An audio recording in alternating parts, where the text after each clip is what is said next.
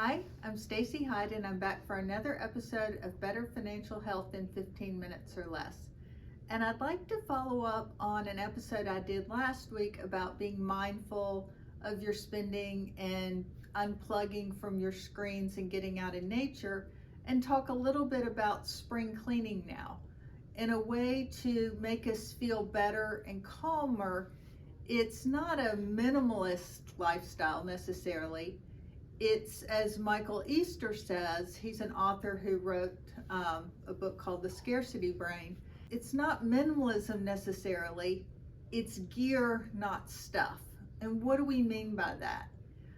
I love tennis. So my tennis racket, my tennis shoes, my tennis balls, my bag, my ball machine, that's gear for me because I love it and I have the stuff that I need. But then there's also things that maybe I used to do a lot of and I have, but I don't do it anymore. That's now stuff for me. It's not stuff that I'm using. It's not stuff that I really enjoy. So that's the type of thing when we look at sort of the Marie Kondo, does this bring me joy type analysis. That's the stuff that as I go through spring cleaning, I need to pull out. An ingenious thing I saw, I still haven't done it yet, but I think I may try it this summer, is if you keep some of your clothes in a closet and some in another closet, or if you move the current season's clothes front and center in your closet and move the prior season, like the winter stuff, to the back for spring, when you go to the current season, turn your hangers around backwards. And as you wear them, hang them up normally. What this shows you is, oh wow, I did not wear that item at all this season. With the thought being, if it's not a special occasion dress that you only, or outfit that you only wear for, a black tie affair or something, a formal event, if it's a normal, something that should be worn either to work out, or to hang out on the weekends, and you didn't wear it, chances are you can probably get rid of it. You can give it to a charity, you can give it to a homeless shelter, whatever it is, you don't need it taking up space in your life. And if you get rid of that and you create more space in your closet, then it's easier to put your clothes away. It's easier to keep things organized. So that's a way to kind of look at it if we're talking about clothing. Other things that happen is, I don't know about you, but I have a lot of cabinets in my house. And it's real easy when somebody's coming over, it's some stuff that's sort of clutter on the counter. My daughter makes fun of me for the amount of stuff we have out in the bar area in our kitchen, is to take it and stuff it in a cabinet and then forget it's there. Well, obviously, I didn't need it if I haven't noticed it's there and I open that cabinet and it's like, oh wow, what is this?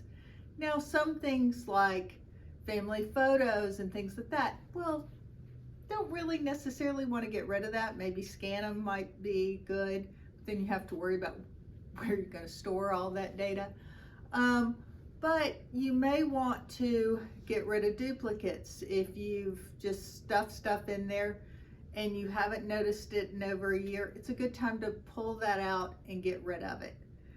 I have found that, my husband and I, weirdly enough, seem to move every 9 years or so, and that's always been a good clean out. And in all the purging that I've done around that, I only accidentally gave away one box that I missed, and it was a Christmas box. And the only thing from that box that I really noticed that I missed is I had little hangers that were weighted that sat on my mantle that held stockings. I was very sad about accidentally giving that box away, but it was the only thing in all of our moves and in all of the packing and giving away that I've ever really missed. And so I think that we get so attached to our stuff that we forget that it's the people in our lives. And that's what I tell people often is invest in experiences, spend time with your kids, spend time with your loved ones, because those are what you're gonna have And those taking up space in your mind, that's good space because those are good memories. It's not all the stuff. And I know that you probably think, well, I want my kids to have, the shoes that everybody else has, that have this, that have that. I promise you, if they have relationship with you, that is going to be much more important to them longer term than having all the stuff. It's also going to be better for your budget, and it's also likely going to bring some peace into your life because you're helping them resist the urge to try to keep up with the proverbial Joneses. I've been listening to a podcast called 50 Fires, and they talk about people's relationship with money's in earliest relationships. And maybe because the host is in his early 50s, he tends to interview people in a similar age cohort. And I think what is interesting, and this is true of my own life, when I was a kid, the only people we had to compare our stuff with was the people who lived in the neighborhood. Did they have a nicer big wheel? Did they have a Schwinn bike versus the Walmart bike? We weren't comparing it to the whole universe. It was just, that was what everybody had, and we pretty much ran wild. We were the feral children of our day.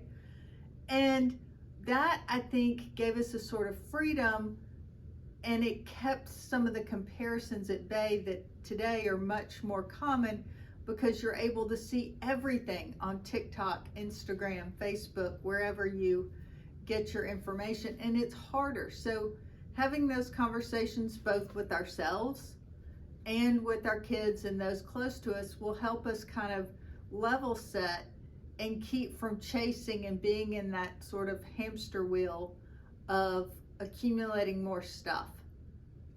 Sorry, I think I got off on a little bit of a tangent today. Thanks for hanging with me, but here's to more people and experiences in your life, less stuff, only having the key gear you need.